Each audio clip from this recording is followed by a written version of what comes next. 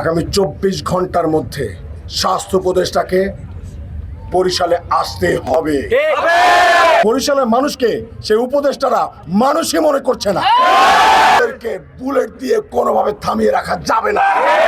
বরিশাল যে বাংলাদেশের একটা অংশ, ইন্টারিম গভর্নমেন্ট এটা ভুলে গেছে, এই প্রশ্ন আমাদের মধ্যে এখন তৈরি হচ্ছে। এই 14 দিনেও কোনো উপদেষ্টা কি প্রয়োজন বোধ করে নাই যে এখানেও মানুষ আছে, বরিশালের মানুষের কথা শুনি? তারা কিন্তু কোনোভাবেই শোনে নাই, তারা কোনোভাবেই পজিটিভ কোনো রেসপন্স করে নাই। তাই আজকে আমরা বরিশালবাসী, ছাত্র শ্রমিক জনতা, আমরা একতা গড়ে তুলেছি এবং রাজপথে আমরা সবাই এসে দাঁড়িয়েছি। আমরা বরিশাল ব্লকেট কর্মসূচি করছি আজকে 3 দিন, 3 থেকে 4 দিন হয়ে যাচ্ছে, কিন্তু এখন পর্যন্ত আমরা প্রশাসন থেকে কোনো রকম রেসপন্স পাই নাই। আজকে আপনার একটা জিনিস স্পষ্ট, এটা যে বরিশালের মানুষকে সেই উপদেষ্টারা মানুষই মনে করছে না। কিন্তু আমরা স্পষ্ট করে বলে দিতে চাই, আমরা মানুষ, আমরা মানুষ, আমরা পশু নই। উপদেষ্টারা এই যৌক্তিক আন্দোলনকে স্পষ্টভাবে দাবি মেনে নিয়ে সমাধান করার চেষ্টা করার বদলে তারা আজকে ছাত্র জনতার মুখোমুখি করে দিয়েছে সেনাবাহিনীকে।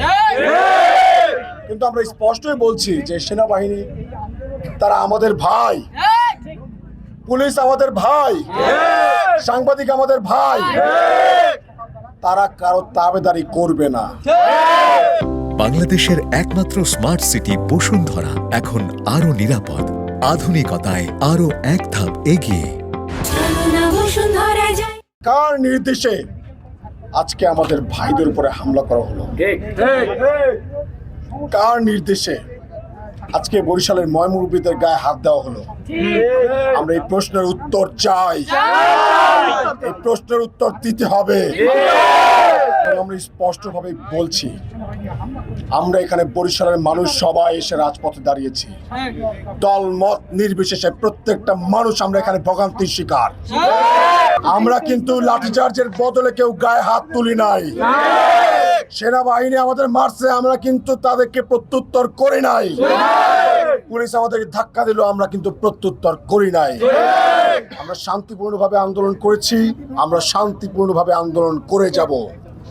আমরা বলে দিতে চাই সারা বাংলাদেশের মানুষকে, আপনারা শোনেন, মন দিয়ে শোনেন, এই সমস্যাটা শুধুমাত্র বরিশালবাসীর একার না, এই সমস্যাটা শুধুমাত্র এই কয়টা মানুষের না, এই সমস্যাটা সারা বাংলাদেশের প্রত্যেকটা মানুষের এই সমস্যা। এই সমস্যাটা আপনার, আমার, আমাদের বাবার, আমাদের মায়ের, আমাদের ভাইয়ের, আমাদের বোনের, আমাদের সন্তান, আমাদের সবার।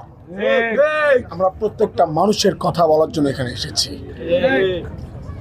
আমরা সারা বাংলাদেশের মানুষের অধিকার রক্ষার জন্য, অধিকার আদায় করার জন্য, সুচিকিৎসা নিশ্চিত করার দাবিতে রাস্তায় নেমেছি। আমরা কি তার বিনিময়ে মাইর খাইতে আসছি এখানে?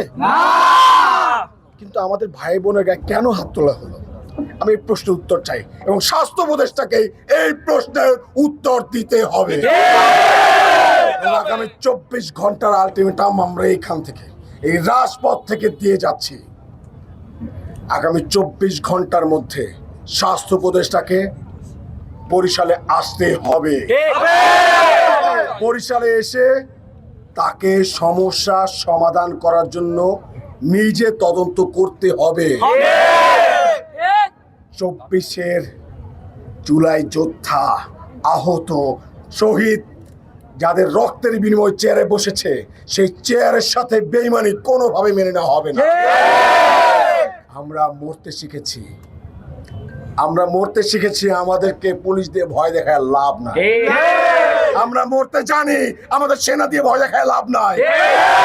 আমরা বলতে চাই স্পষ্টভাবে, উপদেষ্টা আপনি নিশ্চয়ই শুনছেন আমাদের কথা, আমরা চোখে চোখ রেখে বলছি, আপনি যদি 24 ঘন্টার মধ্যে বরিশালে না আসেন, বরিশালবাসীর সমস্যার সমাধান না করেন, আগামী 24 ঘন্টার মধ্যে এই বরিশালের সকল মানুষকে নিয়ে আমরা সারা বাংলাদেশের মানুষকে আমরা ডাক দিব, আহ্বান জানাবো।